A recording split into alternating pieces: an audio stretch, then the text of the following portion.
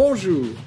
Eh bien, aujourd'hui, pour la reprise après une petite pause de Michel Midi, j'ai le grand plaisir d'accueillir un ami, ça fait bien 7-8 ans qu'on se connaît, hein. Ahmed Bensada est un docteur en physique à l'Université de Montréal, donc c'est pas fréquent parmi nos invités. Il a été prof, chercheur, consultant pédagogique.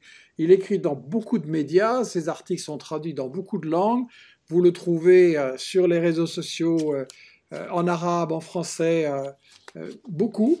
Et Ahmed a publié chez Investigation, évidemment, qui est le repère des bons auteurs, le livre Arabesque avec, oui, je vous le mets un peu bien là, $1 pour terminer Arabesque, parce que, en fait, c'est un bouquin sur l'enquête, c'est une enquête sur le rôle des États-Unis dans les révoltes arabes. C'est-à-dire qu'Ahmed a étudié pas mal d'archives, de documents, discuté avec tout un réseau, et montre qu'en fait, il y a eu un double jeu des États-Unis qui ne soutenait pas du tout l'avènement de la démocratie dans les révoltes arabes, mais cherchait au contraire à les contrôler pour les empêcher qu'elles n'aillent trop loin ou à les détourner, les provoquer pour justement renverser des gouvernements qui leur déplaisaient. Ce qui est très intéressant dans le bouquin, c'est qu'il montre comment des militants jeunes, des jeunes pleins d'avenir, comme on disait, avaient été discrètement financés et encadrés, formés par toute une série d'organismes US qui se donnent pour tâche d'exporter la démocratie et avaient été aidés de façon très très efficace par les géants du net, Facebook, Google, YouTube et Twitter. Et ça, c'est quelque chose qu'on voit encore. Donc, bien que le livre date de 2015, il garde absolument toute son actualité. Et je vous le conseille, il est évidemment sur la boutique en ligne d'Investigation. Alors, d'abord, je m'excuse, parce que Ahmed, je l'ai fait souffrir là. Hein. Vous vous imaginez que quand c'est Michel midi à Bruxelles, quelle heure il est à Montréal? Il est 6 heures du matin. Et évidemment, on a un peu préparé après, on a préparé hier soir. Donc, si de temps en temps vous voyez Ahmed hésiter un peu, sachez que c'est moi qui l'ai torturé et qu'il a très très peu dormi cette nuit. J'en profite pour saluer tous les amis de Montréal qui nous suivent et qui nous écoutent. Et on va entrer directement dans le vif du sujet. Après vous avoir montré la couverture du livre qu'il a publié chez nous, on va entrer directement dans le vif du sujet. Ahmed, les Juifs au Maroc, ils avaient un problème. Pourquoi est-ce qu'on a poussé à les faire aller en Israël et comment ça s'est passé en fait cette histoire? Alors, la présence des Juifs au Maroc est millénaire. Ce n'est pas uniquement le cas du Maroc, mais aussi de tout le Maghreb. Leur présence est attestée même avant l'arrivée des Arabes dans la région. Sauf que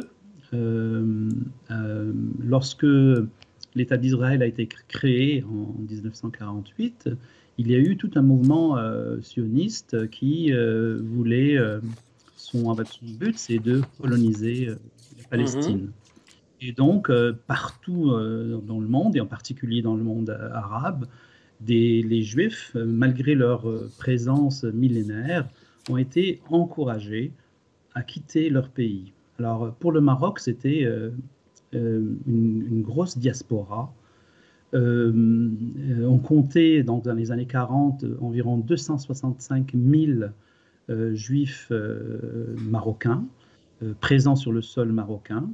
Et donc, dès 1948, il y a eu de l'immigration bien un petit peu avant. Et ces gens faisaient partie donc de la société. Ils avaient même, je crois, un rôle assez important au point de vue économique, social, culturel. Exactement, ce sont je dis, pour la plupart d'entre eux sont venus avant les Arabes et même après, quand il y a eu l'expulsion des Arabes de l'Andalousie, ils sont venus s'installer en particulier au Maroc, mais aussi en Algérie, en Tunisie, etc. Donc, ces gens étaient vraiment très ancrés dans la société. Ils vivaient d'ailleurs, la plupart de ces gens-là parlent couramment arabe. Et d'ailleurs, ce qui est assez cocasse, c'est que quand il y a eu la normalisation avec le Maroc, le représentant du gouvernement israélien a parlé les premiers mots qu'il a dit au roi Mohammed VI, et il les a dit en arabe. Donc, il parle couramment arabe, Mer Ben Shabbat.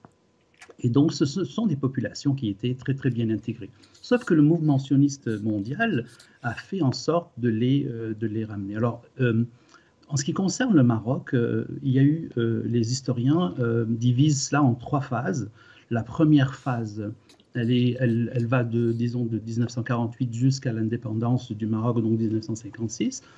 À ce moment-là, il y avait toute une organisation sioniste qui s'occuper de leur alia, le retour à la terre promise, comme ils le pensent. Et on estime à peu près 110 000 personnes qui ont été fait immigrer. Une très grande perte, donc. Une très grande perte du point de vue, en fait, du point de vue économique, du point de vue social, etc. Ensuite, après l'indépendance, donc le roi Mohammed V est remonté au trône, sur le trône, et à ce moment-là, donc de 1956, disons jusqu'à 1961, il y a eu très peu d'immigration parce que enfin, il y avait 2 choses, c'est que le roi Mohammed V se disait roi de tous les Marocains et il considérait les Juifs comme étant Marocains à part entière, ce qui était différent en fait de l'Algérie à cause du décret Crémieux qui avait séparé les Juifs des Arabes autochtones qu'on appelait les indigènes. Donc, les colonisateurs français étaient plus racistes que les régimes arabes. Beaucoup plus racistes, exactement. D'ailleurs, c'est un cas unique, parce que même en Tunisie, il n'y a pas eu ça. Et donc, il y a eu une séparation en Algérie absolument abominable. D'ailleurs, ce qui fait qu'actuellement, en Algérie, il n'y a plus de Juifs, ou disons, il y en a presque plus, on ne les compte plus, parce que justement, ils sont tous partis lorsque l'Algérie a gagné la guerre contre son guerre d'indépendance.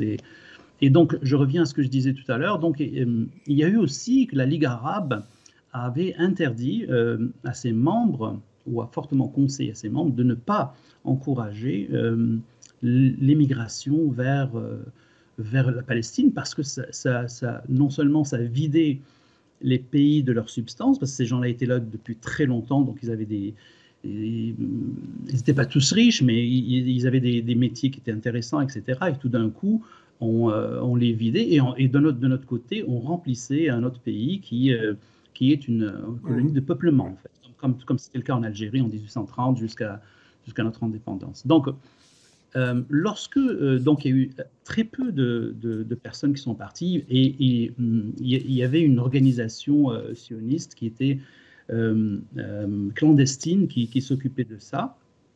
Et lorsque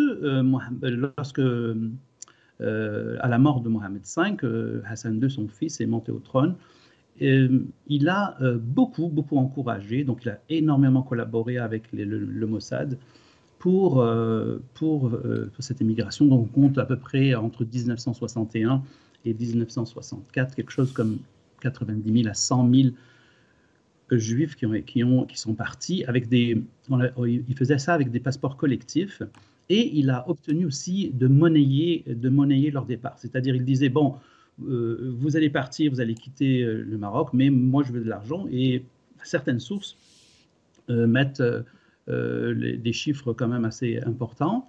C'était $1,5 million pour les 50 000 premiers, et ensuite c'était comme $100 pour chaque juif qui partait. Et ça a été fait avec la bénédiction de Hassan II, malgré les injonctions de la Ligue arabe. Très bien. Très bien. Je voudrais passer à ma deuxième question. On va parler ici du rôle qu'Israël joue au Maroc. Ça va être le thème central.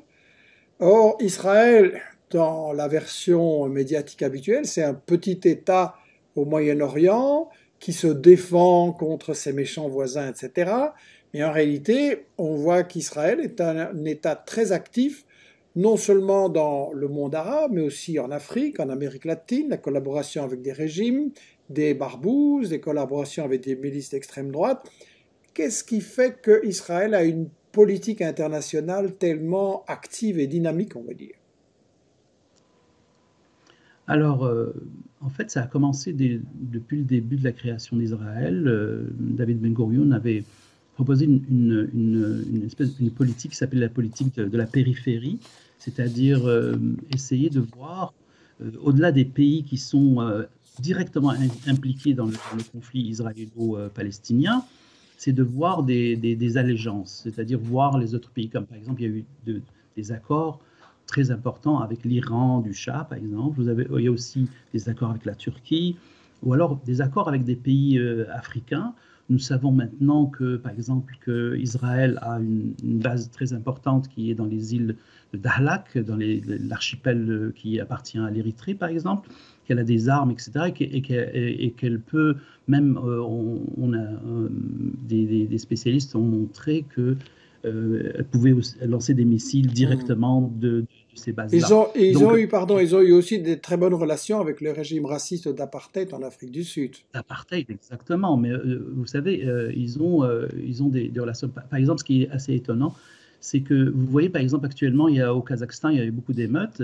On en parlera peut-être tout à l'heure. Mais le logiciel Pegasus, qui a servi qui sert à espionner, a été aussi vendu au Kazakhstan. Et il a été vendu à l'Azerbaïdjan, il a été vendu au Maroc. Le Maroc a espionné l'Algérie pendant plusieurs années. Donc, la politique d'Israël, c'est de convaincre les pays limitrophes qui sont en périphérie du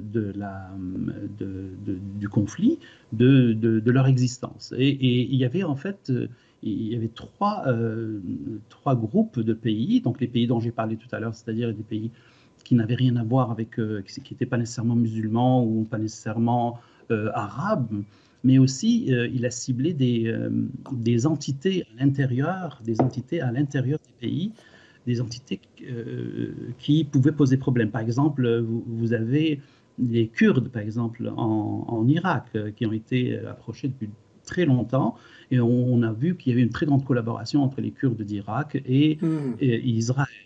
Actuellement, en Algérie, nous savons par exemple que le mouvement de séparatistes kabyles a une relation très forte avec Israël, et ils défendent leur position. Et même le responsable de cette organisation qui s'appelle le MAC, qui est parti déjà en Israël. Donc, et tout ça se fait aussi en collaboration avec les États-Unis, qui ont, on a déjà parlé dans d'autres, Michel Midi, une politique pour utiliser ou exacerber des contradictions au sein d'un pays, utiliser différentes minorités contre le pays. Donc Israël et les États-Unis font un peu le même genre. Exactement, c'est la doctrine de Yinon, la doctrine d'Oded Yinon, qui a été théorisée dans les années 80 et qui cherche justement à créer des conflits, à balkaniser les pays arabes pour mieux les contrôler. Vous avez par exemple un exemple qui est patent, l'exemple du Soudan. Le Sud-Soudan a été très encouragé, armé par Israël. Et en 2011, lorsque le Sud-Soudan a eu son indépendance, le premier voyage du président à l'époque s'est fait en Israël. Donc il y a là une explication en fait de ce qu'on disait, c'est-à-dire du rôle d'Israël dans la région, c'est-à-dire à chercher à casser des pays et aussi à s'implanter, à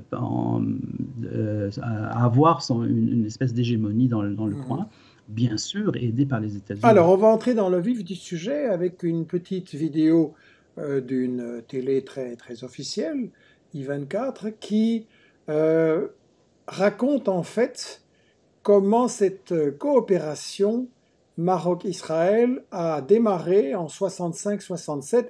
Écoutez, ça dure 2 minutes et demie, et écoutez, après je demanderai à Ahmed de nous expliquer ce que vous allez voir et qui est assez choquant, je préviens. Voici le...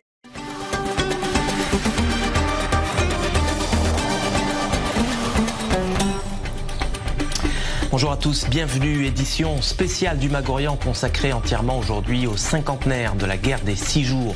Une guerre éclair que les Arabes ont baptisée Naksa, le revers en arabe. Moshe Dayan, Yitzhak Rabin, Uzi Narkis, autant de noms associés à la victoire militaire israélienne en 67. Mais si je vous disais que le roi du Maroc, Hassan II, avait aussi contribué à la victoire éclair de l'État hébreu. Info, Intox, Johanna Binder, bonsoir. Bonsoir. Alors, est-ce que Israël a effectivement gagné cette guerre de 67 grâce à l'aide du Maroc? Eh bien, sans le Maroc, Israël n'aurait peut-être pas gagné la guerre des 6 jours. Alors, tout commence en 1965, on est 2 ans avant que débute la guerre des 6 jours.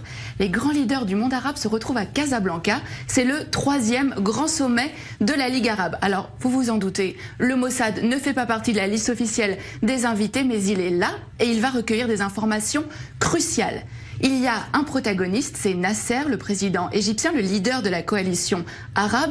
Alors dans quel état d'esprit est-il à la veille de cette conférence? Il déclare à Assouan en février: l'année 1965 est la plus dangereuse des années de la lutte arabe.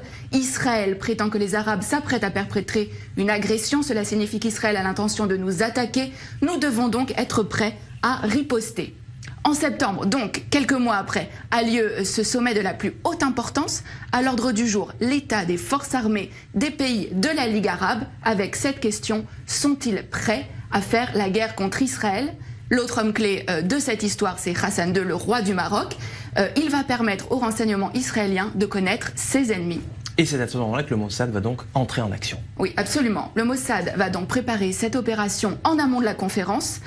Plusieurs jours avant, une équipe du Shin Bet et du Mossad, il s'appelle à Tsiporim, donc les oiseaux, vont occuper le dernier étage du très luxueux hôtel à Casablanca où sont attendus les dirigeants arabes et où va aussi avoir lieu la conférence. Mais la veille de ce sommet, Hassan II est pris de panique et il somme les agents israéliens de quitter l'hôtel. Mais au terme de cette conférence, il va livrer aux agents israéliens l'enregistrement complet de cette conférence. Hassan II a tout enregistré en secret. Il n'a pas confiance dans les invités de la Ligue arabe. C'est à peine croyable. Mais qu'est-ce que les Israéliens vont bien pouvoir découvrir sur ces cassettes? Alors, les enregistrements vont révéler qu'il est question de créer un commandement arabe unifié pour mener les hostilités contre Israël. Et le point crucial, c'est que les rangs arabes sont profondément divisés. On va pouvoir entendre des échanges extrêmement vifs entre Hussein de Jordanie, mais aussi Nasser. Et alors, ce qui est vraiment important, c'est que les nations arabes vont vraiment révéler leurs faiblesses. Elles ne sont absolument pas préparées pour une guerre contre Israël. Et c'est vraiment sur la base de ces informations-là que Tsahal va lancer les premières opérations de la guerre des 6 jours en 67. Alors voilà un dirigeant arabe sunnite qui est censé être solidaire de ses homologues arabes. Pourquoi Hassan II a-t-il fait ce choix? Qu'est-ce qui l'a motivé? Alors, ce qu'il faut savoir, c'est qu'avant déjà ce sommet, le Maroc et Israël entretenaient déjà des relations stratégiques. Hassan II avait accepté que des juifs marocains émigrent vers Israël, en échange de quoi Israël fournissait une aide logistique au Maroc, notamment en formant ses militaires. Et suite à cette opération, qui a vraiment été considérée comme le fleuron des renseignements israéliens, Israël est en dette vis-à-vis du Maroc. Seulement un mois plus tard, en octobre, cette dette a un nom, c'est Mehdi Ben Barka, le plus farouche opposant d'Hassan II. Le Mossad participe à l'opération Baba Batra. L'objectif, c'est faire disparaître absolument Ben Barka, Baba Batra aux initiales donc de Ben Barka, mais c'est aussi le nom d'un traité du Talmud. Le Maroc a donc été un allié indispensable à Israël dans la guerre des 6 jours, même si, on le voit bien, aucun cas. Voilà donc, Ahmed, des révélations qui font qu'on peut parler d'une véritable trahison des dirigeants du Maroc, du dirigeant du Maroc à l'égard de la cause palestinienne et de la cause arabe en général. Ce document contient 2 indications très importantes. 1, Israël a trempé dans l'assassinat du dirigeant d'opposition de gauche Ben Barka, qui s'est perpétré en France. On connaît le rôle des services français sous De Gaulle là-dedans, mais on ne parle pas tellement du rôle d'Israël là-dedans. Ils ont joué un rôle important? Exactement. Donc, pour revenir à la vidéo, en 1965, il y a eu un sommet arabe à Casablanca et les dirigeants arabes étaient présents. C'est un sommet de très haut niveau et Hassan II, qui avait beaucoup collaboré avec le Mossad dans les migrations des Juifs marocains vers Israël, avait toujours des relations avec le Mossad. Donc, Israël a négocié le fait que le dernier étage de l'hôtel, donc l'hôtel qui s'appelait Casablanca dans ce temps-là, Hyatt Regency, tout l'étage était équipé de micros et le Mossad devait venir. Sauf que la veille ou l'avant-veille, quelques jours avant le sommet, Hassan II avait pris panique et il a dit ne vous en faites pas, nous allons tout enregistrer et nous allons vous donner.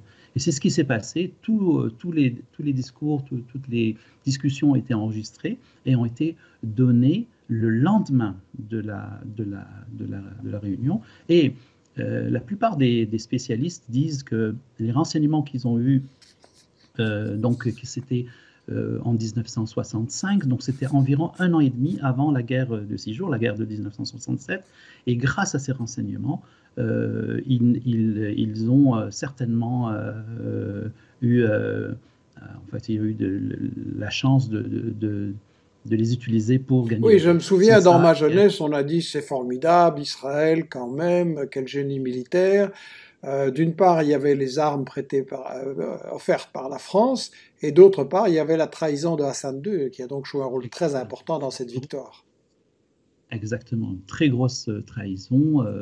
Et donc, la contrepartie de cette trahison, cette collaboration Hassan II avec le Mossad, c'était d'éliminer Ben Barka. Donc, Ben Barka est un militant de gauche très connu, de très grand calibre. Les gens ne s'en rappellent pas maintenant, mais c'était un tiers mondialiste, c'était un africaniste. Et il discutait avec les plus grands du monde dans ce temps-là.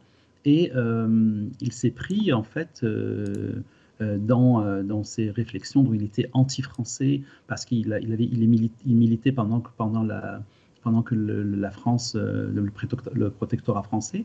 Donc il était très mal vu par les Français de toute façon. Et ensuite, il s'est brouillé avec Hassan II et il a quitté le Maroc et s'est installé en Algérie et après dans d'autres pays. Et donc, on lui a tendu un piège. Il est venu à Paris rencontrer quelqu'un, mais en fait, le Mossad l'a suivi, l'a piégé, et l'opération a un nom juif qui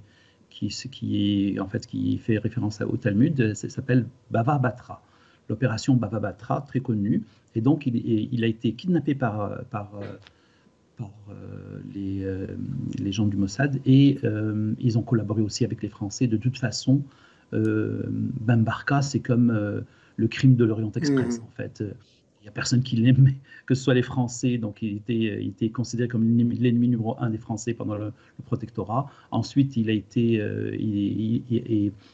contre, Ben Barka a été contre l'immigration des Juifs marocains, parce qu'il considérait que c'était l'Israël était une colonie de peuplement, il ne fallait pas qu'ils y aillent. Donc, il était contre ce que faisait Hassan II. Et finalement, bien sûr, le fait qu'il soit le principal opposant à Hassan II, il s'est fait éliminer. D'ailleurs, on cherche toujours son corps, et on ne sait même pas où son corps est. Et c'est une très grosse disparition. C'est-à-dire c'était quelqu'un de très... c'est un gars d'une très grande intelligence. Pour situer le contexte, excuse-moi, on est au moment de la décolonisation en Afrique. On est au moment où naît le mouvement des non-alignés, avec la réunion de Bandung, dont mon ami Saïd Bouamama a déjà parlé. Et à ce moment-là, face au colonialisme qui essaye de se maintenir et qui va assassiner Ben Barka, qui va assassiner Lumumba, qui va assassiner énormément de dirigeants noirs en Afrique, au Moyen-Orient aussi d'ailleurs, on a le besoin d'unifier les révoltes et d'être plus fort en mettant vraiment à la porte les colonialistes occidentaux pour qu'ils ne reviennent pas par la fenêtre non plus. Et donc des gens comme Ben Barka étaient dangereux. Je vais donner la parole tout de suite, mais je vais faire une remarque sur 2 interventions sur Facebook qui ne me plaisent pas. Michael parle, à propos des Juifs, de ce que tu as dit, un sous-peuple de traîtres depuis l'Andalousie. Michael, ce genre de réflexion raciste n'a pas sa place dans Michel Midi parce que nous critiquons des dirigeants pour la politique qu'ils suivent, et donc dans le cas d'Israël, nous critiquons les dirigeants sionistes qui sont racistes, qui sont des colonialistes et qui font d'ailleurs du tort aux Juifs aussi, ça c'est ma conviction, mais jamais nous n'allons parler d'un peuple de traîtres. Nous n'acceptons pas cette expression, vous n'êtes pas à votre place dans Michel Midi avec ce genre de réflexion. Et Aziz est en train d'attaquer notre invité avec des épithètes, un panarabisme qui dit n'importe quoi, l'idéologie arabiste, etc. Aziz, je vais vous dire, je vous demande d'écouter les choses qui sont dites. Ahmed va parler avec des faits. On ne parle pas ici avec des épithètes et des insultes et des choses en l'air. Il y a des faits très précis. Hassan II a collaboré avec Israël, oui ou non, voilà une chose claire. Et les Arabes ont-ils intérêt, et tous les peuples du monde arabe ont-ils intérêt à s'unir, le monde arabe et musulman en général, ont-ils intérêt à s'unir contre les États-Unis, l'Europe, etc. C'est de ça qu'on parle sur base de faits. Donc je vous demande de laisser vos épithètes au vestiaire et de permettre à chacun de juger sur les faits. On a parlé des événements, de la véritable trahison de 65-67. Est-ce que le Maroc a continué à jouer un rôle dans les années, les décennies qui ont suivi en soutien d'Israël et donc contre les Palestiniens? Je parle du Maroc officiel, hein. Je ne parle pas des populations marocaines qui ont souvent manifesté leur sympathie avec le peuple palestinien, mais le Maroc officiel, c'est vraiment un allié durable pour Israël? Alors, avant de répondre à ta question, j'aimerais juste mettre au clair certaines choses. Parce que quand on parle du problème israélo-palestinien, il y a beaucoup d'émotions, etc. Nous ne parlons pas des peuples, nous parlons des dirigeants. Les peuples sont tous solidaires en général, dans leur grande majorité, pour les causes justes. Et donc, et autre chose, dans quelques jours, je vais publier un article où tout ce que j'ai dit maintenant va être référencé. Donc, je pourrais même donner les références pour que les gens puissent aller vérifier d'eux-mêmes. Très bien.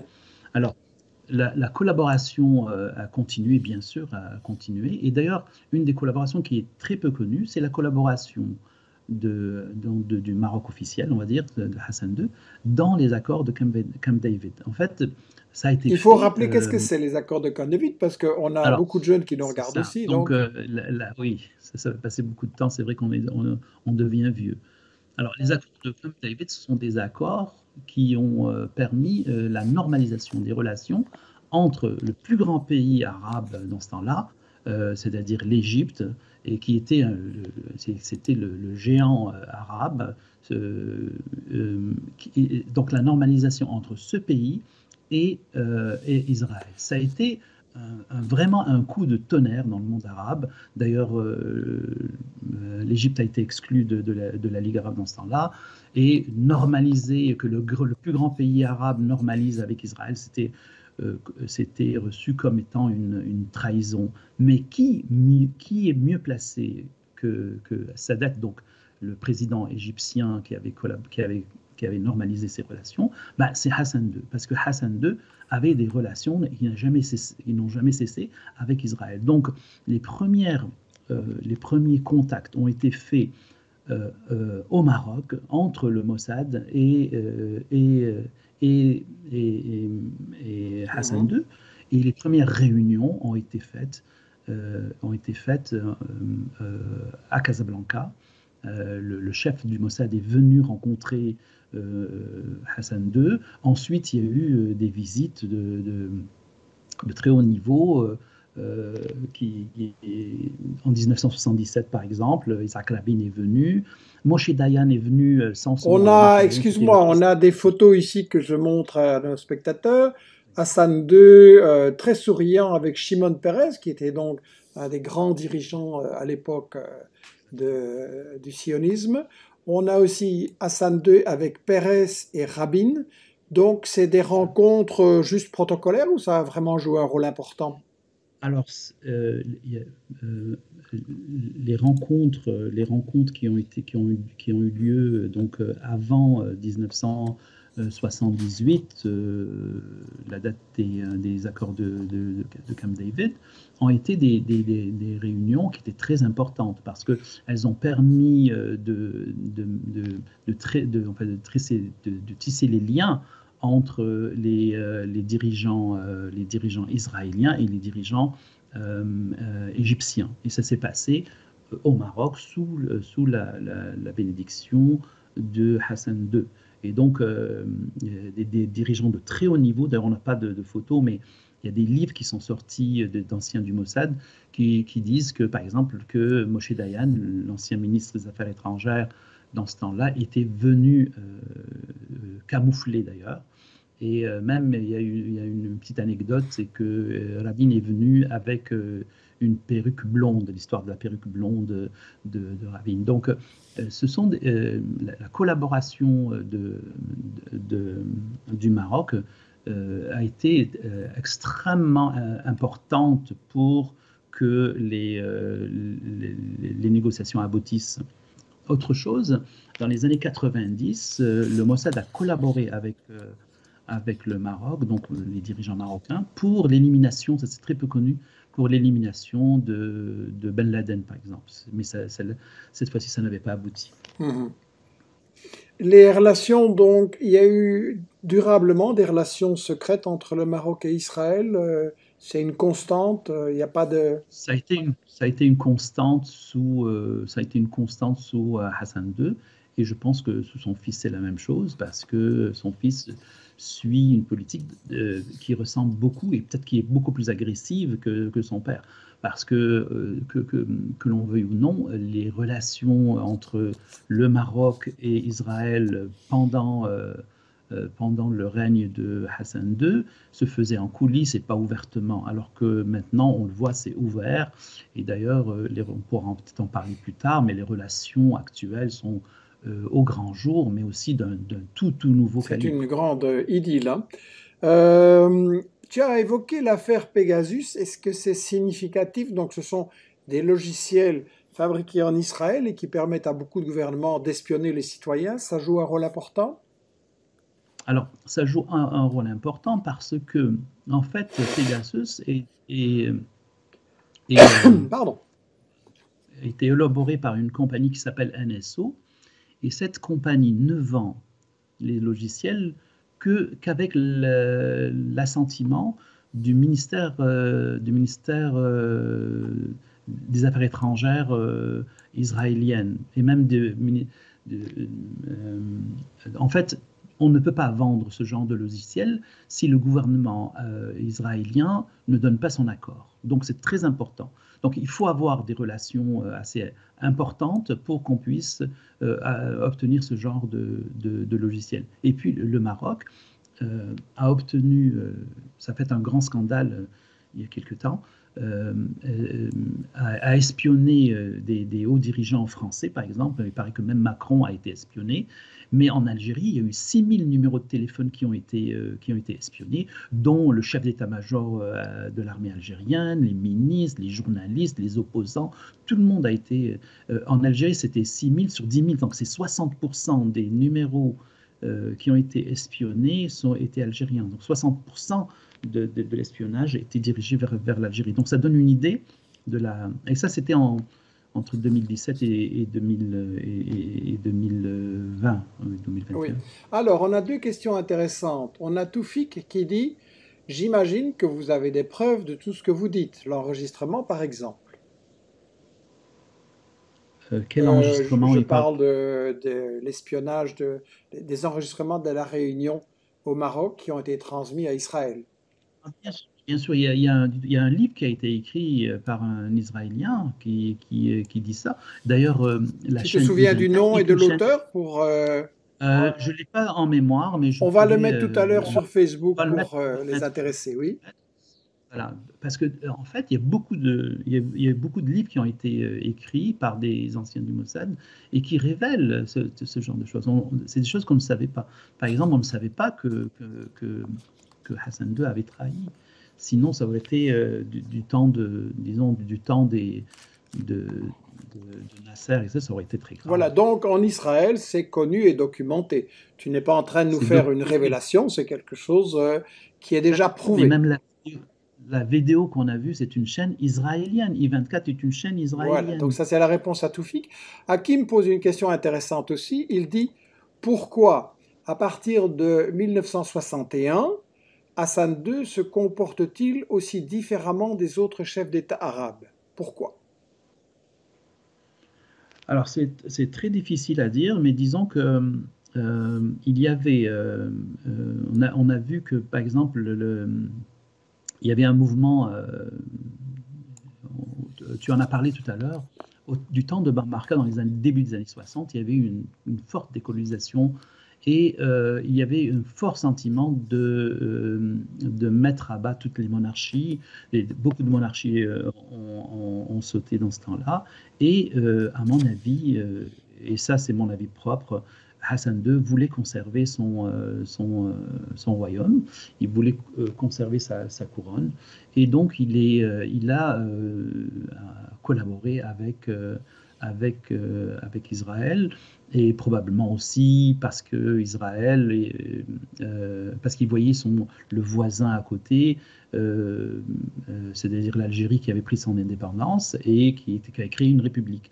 Donc la hantise de Hassan II, c'était ça. D'ailleurs, je rappelle aux auditeurs que Hassan II a essuyé à plusieurs coups d'État et il s'en est sorti indemne, mais il y a eu des révoltes. Oui, je me souviens, j'ai commencé à militer dans les années 70 et il y avait une contestation populaire, sociale, progressiste, assez radicale.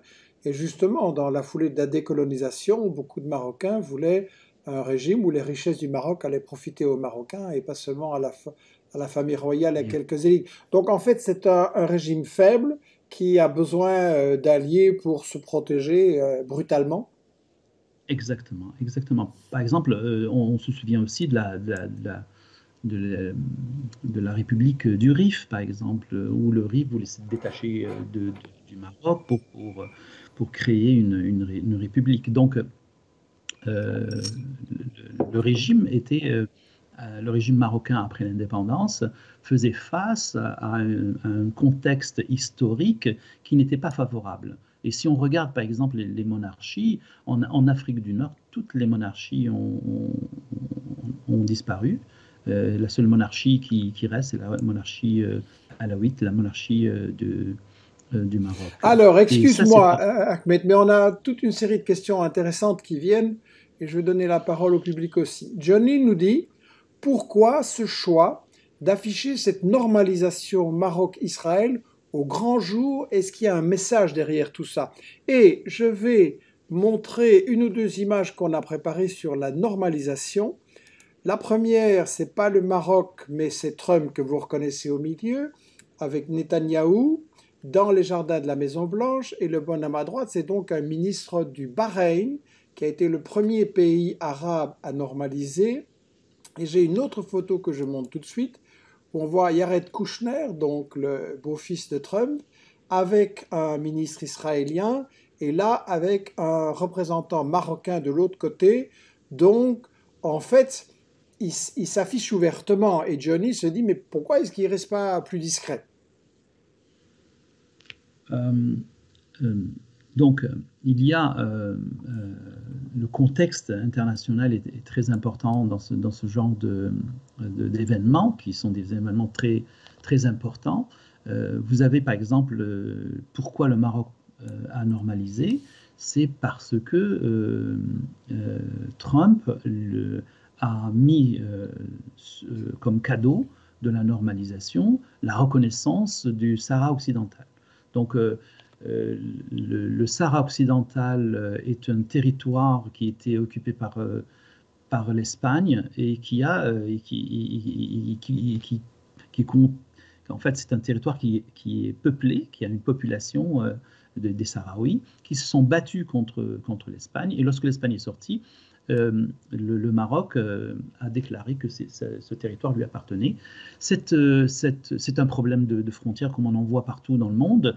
Ce problème a été soumis à l'ONU et on devait faire un référendum qui n'a jamais été fait. Et donc, en 1975, lorsque l'Espagne est sortie, le roi Hassan II a fait ce qu'on appelle une marche verte pour occuper ce territoire. Ce territoire est à sa majorité occupé par le Maroc actuellement. Et donc, mais ça reste toujours une tension. Pourquoi? Parce qu'il n'est pas reconnu internationalement. Et Trump, le fait que Trump le reconnaisse, ça donne un cadeau important. Un cadeau très important. Et surtout que, en fait, l'Algérie soutient le Sahara occidental, pas pour des raisons d'hégémonie territoriale ou quoi que ce soit, c'est que l'Algérie a été toujours pour les mouvements de libération. Donc c'est une constante. C'est une constante dans la politique algérienne d'être, par exemple, ne pas normaliser avec Israël.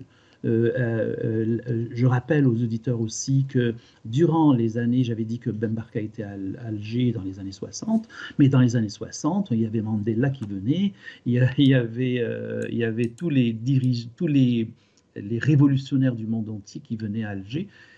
Alger était surnommée la Mecque des révolutionnaires. Donc c'est cet ADN de l'Algérie qui est resté et on lui prête des allégations territoriales, mais en fait ça n'est absolument rien. L'Algérie cherche à ce que le problème soit résolu par l'ONU. Une fois que l'ONU aura pris sa décision, l'Algérie accepte. Voilà, je signale que notre prochaine émission mardi prochain, c'est avec Pierre Galland, une des personnalités anticoloniales les plus estimées en Belgique, qui nous parlera de la question du Sahara occidental, donc on ne va pas l'approfondir maintenant. Comme on a eu un peu des doutes, je ne sais pas si ce sont des gens qui ont beaucoup de sympathie pour le régime marocain ou quoi, mais qui ont émis des doutes sur ce qu'on disait, il y a en tout cas des images qui prouvent qu'en Israël, on sait qu'on doit avoir beaucoup de reconnaissance envers Hassan II et le régime du Maroc. Je vais montrer ici une place Hassan II.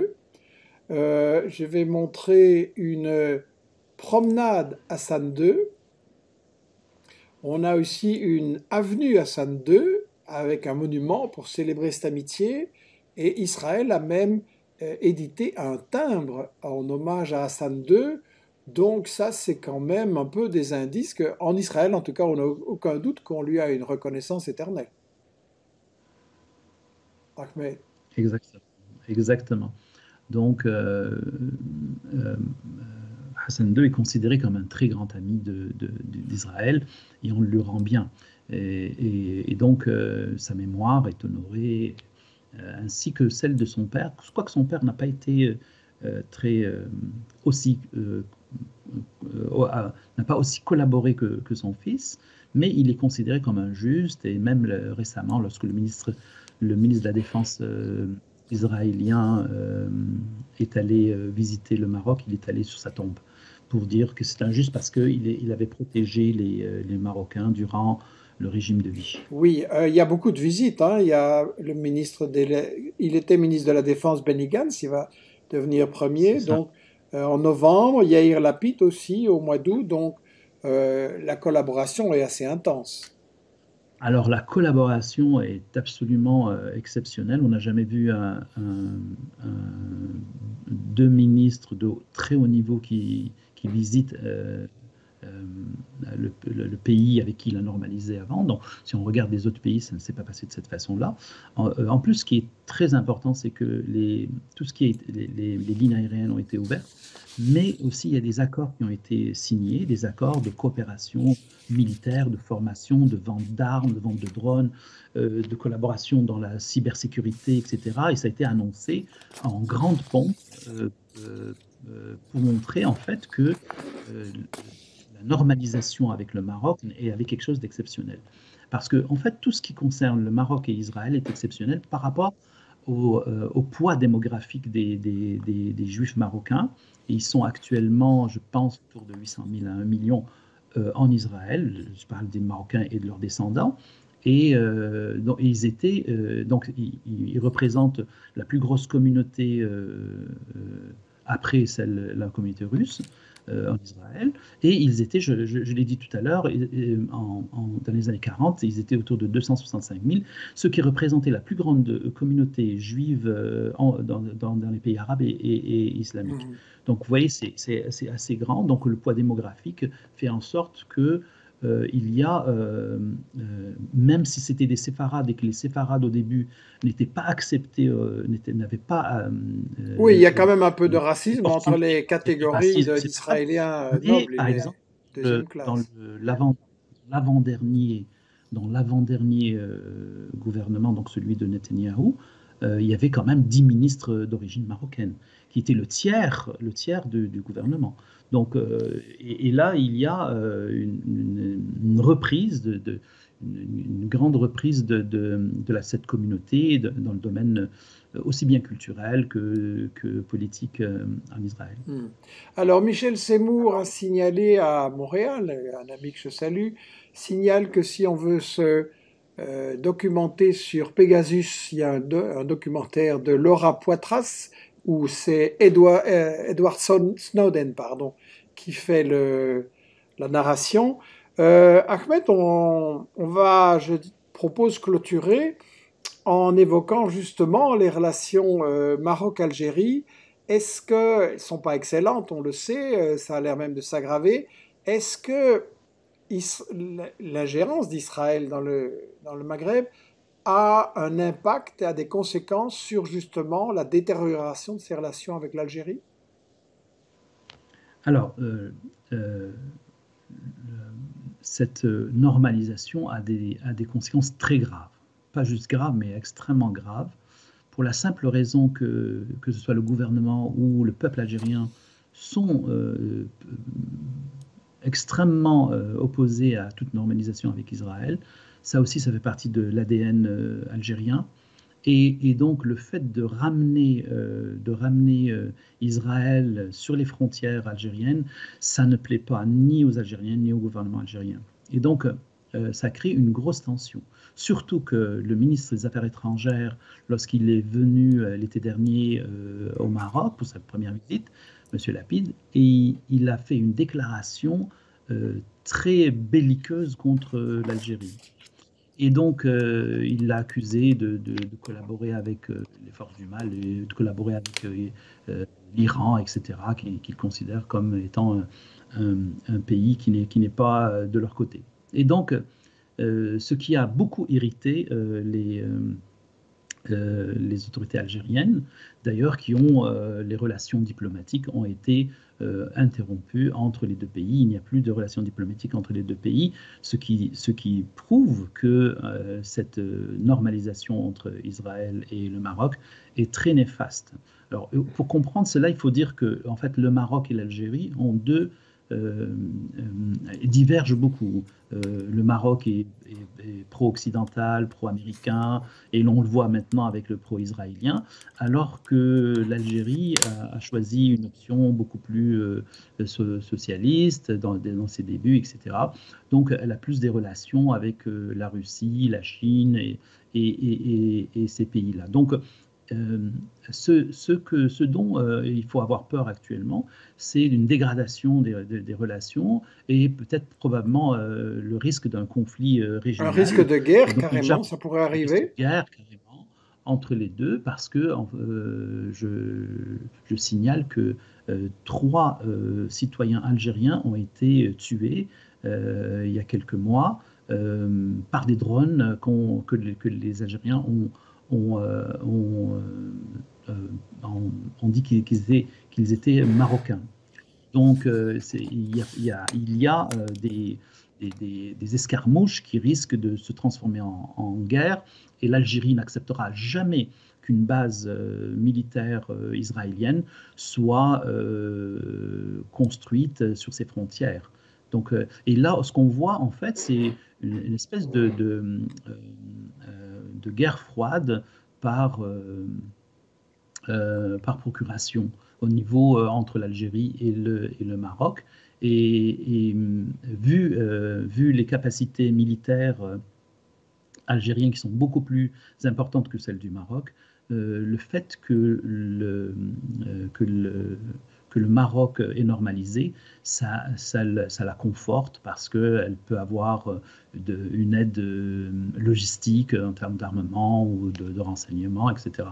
Donc, cette normalisation est très néfaste pour la région, probablement pour le Maghreb en général, mais aussi pour toute la région. Bien, bien. Je regarde en même temps sur Facebook où je vois que 2, 3 représentants du régime marocain, sans doute avec des pseudos, notamment un certain Mohamed de la Vega, nous dit on préfère travailler avec Israël que l'Algérie. Bon, voilà, c'est clair. Je rappelle pour cette personne que Israël est un régime colonial, d'apartheid, raciste, basé sur le vol de la terre, qui a été condamné en son temps par l'ONU et sur lequel on a publié à investigation plusieurs livres, dont Israël, parlons-en, aussi le livre d'une personnalité juive d'Israël. Donc, je vous engage à arrêter un peu d'insulter là les intervenants. Nous aurons une intervention, je l'ai dit, sur le Sahara occidental. Tout le monde est le bienvenu, mais il faut se baser sur les faits et pas sur des épithètes et des insultes. On a une série de questions très intéressantes qui sont posées, mais on n'a plus beaucoup le temps. Quelqu'un demandait, Ahmed, est-ce que, comme le Maroc communique tout à Israël, est-ce qu'il risque pas d'être expulsé de l'Union arabe? Alors, la Ligue arabe ne veut plus rien dire maintenant. C'est vraiment une espèce de fourre-tout. Nous avons vu qu'en 1979, lorsque l'Égypte a normalisé ses relations avec Israël, a été expulsée. Maintenant, si on expulse tous les pays qui ont normalisé avec Israël, il n'y aura plus de Ligue arabe, vous comprenez. Le prochain sommet de Ligue arabe se passera à Alger. Un des buts, ce serait de ramener la Syrie qui a été expulsée de la Ligue arabe, de la ramener dans le giron de la Ligue arabe. Et ça pose énormément de problèmes parce qu'il y a beaucoup de pays qui sont contre. Et donc, je pense que la Ligue arabe devrait être complètement repensée et revoir, parce que en fait, la Ligue Oui, arabe, excuse-moi, Ahmed, parce que le Maroc, c'est vraiment une trahison assez ouverte, mais beaucoup de gens me disent, oui, les autres régimes arabes en général, ils sont en parole contre Israël, mais ils font pas grand-chose. Exactement, mais ce que je veux dire, c'est que même la Ligue arabe ne fait rien pour les Arabes, en fait. Vous vous souvenez, par exemple, lorsque la Libye a été attaquée et qu'elle a été complètement détruite, c'était en fait c'était avec l'assentiment de la Ligue arabe. Vous avez, par exemple, en Syrie, on sait très bien que des pays arabes ont collaboré avec les terroristes de Daesh, etc. Ils les ont financés. Donc, une ligue arabe avec des membres de la ligue arabe qui se liguent contre d'autres pays arabes, ça ne sert absolument à rien. Et puis, quelles sont les avancées du point de vue culturel, du point de vue économique qu'il y a eu depuis la création de la Ligue arabe? Donc, vous comprenez, en fait,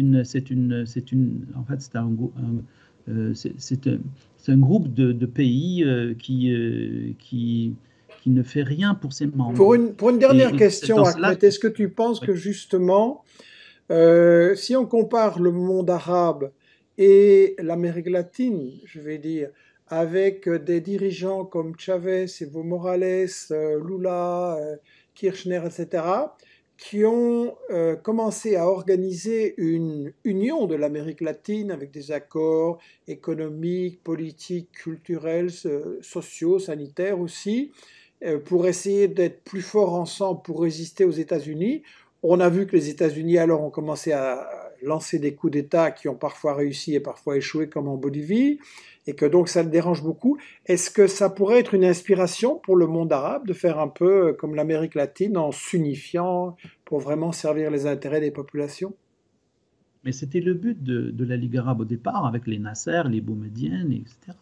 Donc c'était ça. Il y avait tu as cité des noms. Actuellement, on ne peut pas citer de noms de ces gens qui étaient pour une union. On se rappelle que le contexte n'est plus pareil.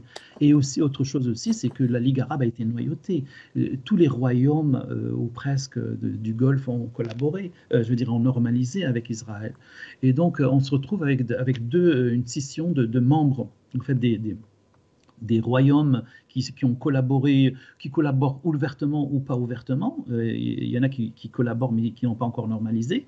Et de notre côté, on a des pays qui sont dans le front du refus, comme l'Algérie ou la Syrie ou la Libye d'antan. Et ceux-là, ils ramassent des tentatives de coup d'État pour justement les faire changer. Et ceux-là sont visés. L'Algérie, ça fait presque 3 ans maintenant qu'il y a un Hirak. L'Algérie, dans les années 90, il y a eu une guerre civile atroce où on a perdu 200 000 citoyens. Donc ces pays-là qui ne veulent pas normaliser avec Israël ou qui ne veulent pas céder céder en fait leur souveraineté, sont à la cible de révolutions colorées, etc. Donc j'ai écrit d'ailleurs un livre en 2020 sur le Hirak et comment le Hirak a été noyauté par les mêmes organismes d'exportation de la démocratie que j'avais cité dans mon livre Arabesque qu'on a écrit ensemble. Oui, c'est vrai, les mêmes méthodes se reproduisent. Bien, écoute, je pense que Ahmed, tu as apporté énormément de faits concrets qui permettent à chacun de réfléchir, et notamment à la jeune génération qui ne connaît pas toute cette histoire. Cette histoire est absente des manuels scolaires. Il suffit de voir combien d'années il a fallu attendre pour qu'on parle du massacre des Algériens à Paris en 61 et toutes sortes de choses qui sont vraiment occultées. Donc, très brièvement, un message d'espoir quand même et de conclusion. Qu'est-ce que les gens peuvent faire? Ça peut changer? Alors moi je pense à une Ligue arabe des peuples, parce que il y a un grand gap, une grande cassure entre les dirigeants arabes et leur peuple.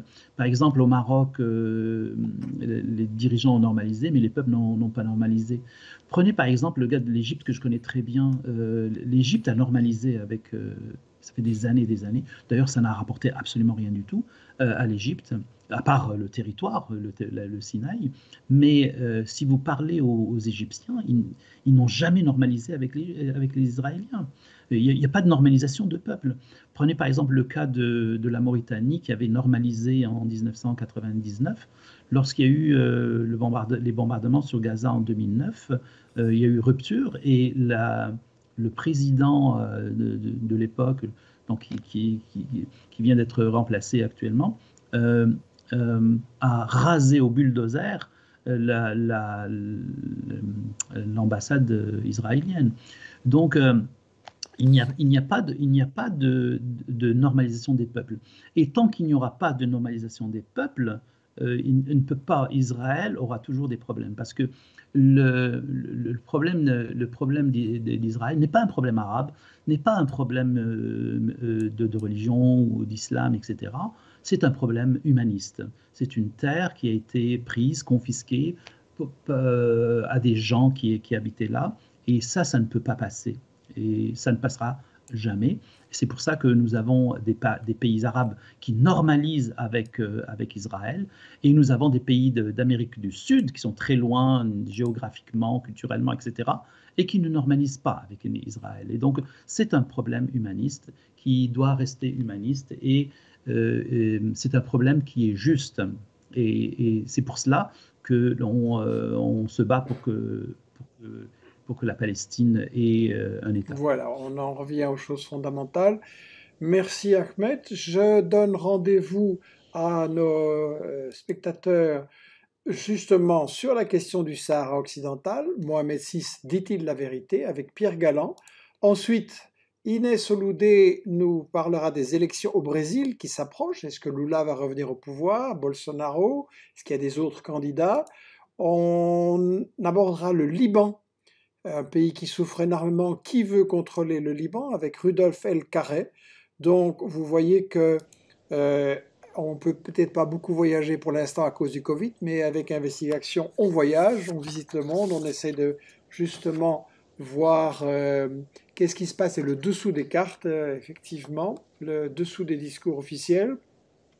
Tout ça, évidemment, ça demande un travail, ça demande des moyens pour investiguer, pour réaliser des émissions comme celle-ci. Et donc, je rappelle à ceux qui nous suivent aujourd'hui qu'Investigation est en train de lancer une campagne de soutien financier pour embaucher un nouveau journaliste pour augmenter notre travail d'investigation, de recherche, de présentation sur ces choses-ci. Je vais vous demander de regarder la petite vidéo qui dure 2 minutes et dans laquelle j'appelle à soutenir l'embauche de ce journaliste. Ahmed, un tout grand merci et mes meilleurs voeux pour ton travail. Merci. Voici, à mardi prochain. Vous êtes nombreux à nous dire combien Investigation vous est utile, mais est-ce que nous en faisons assez pour vous? Je pense que non.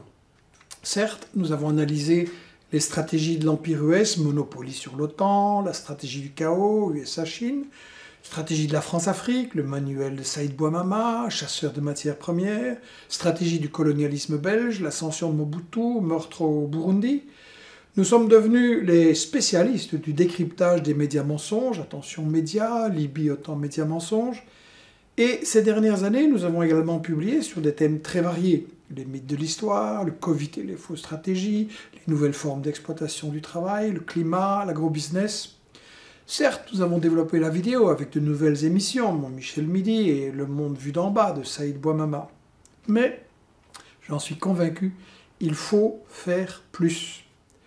Alors que la bataille fait rage entre, d'une part, notre droit à être informé et d'autre part, la censure classique des médias dominants, mais aussi la nouvelle censure des GAFA qui manipulent pour vous cacher les contenus dérangeants selon eux.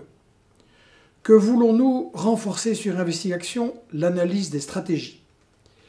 L'époque où les États-Unis dominaient le monde est révolue, on le voit tous les jours aux infos, les tensions de plus en plus grandes. Chacun de nous a donc un rôle à jouer pour éviter le désastre vers lequel on nous conduit, mais pour ça, il faut être bien informé. Parce que la guerre, sous toutes ses formes, a un énorme impact sur nos vies au quotidien. Migration, climat, sanitaire, terrorisme. Il faut le savoir, il faut le prévoir, le comprendre, pouvoir l'expliquer autour de soi. La géostratégie a toujours été un point fort d'Investigation, mais là, nous devons travailler davantage avec notre réseau international d'analystes pour bien vous informer sur les évolutions stratégiques fondamentales. En même temps, il y a un autre besoin. La manière de s'informer a beaucoup évolué. Vous êtes là, nous sommes là, tous sur nos téléphones à suivre l'actu pendant la journée. Smartphone, les téléphones sont intelligents. Ok, mais nous, recevons-nous une info intelligente qui dépasse l'anecdotique, le fast info superficiel? Chez Investigation, vous pouvez nous suivre sur les réseaux sociaux et sur notre bonne vieille newsletter hebdo. Est-elle dépassée? Non, mais nous avons des projets pour développer également une info plus rapide, plus dynamique, facile à partager. Alors pour ça, nous devons renforcer la rédaction et donc nous avons besoin de vous, lecteurs.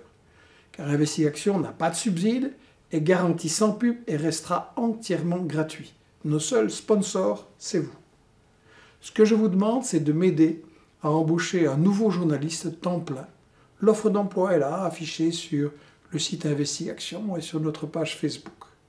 Ambitieux? Oui, mais nécessaire pour vous apporter l'info dont vous avez besoin dans ce monde complexe, dangereux, où tout est fait pour diviser les gens et les dresser les uns contre les autres.